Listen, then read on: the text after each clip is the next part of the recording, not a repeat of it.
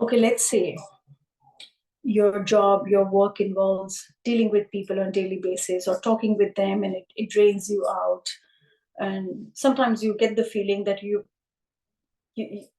don't feel really positive talking to someone. So in such a case, we try and protect ourselves, right? We generally we keep ourselves protected all the time. But let's say you want to double up the layer of your protection.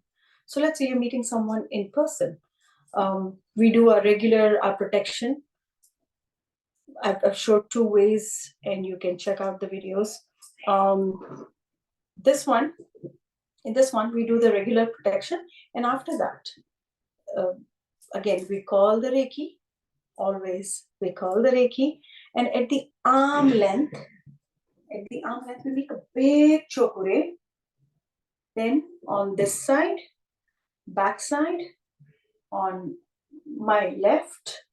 So we have actually created a big wall around us, which is going to keep us protected from, I don't really mean to say negativity,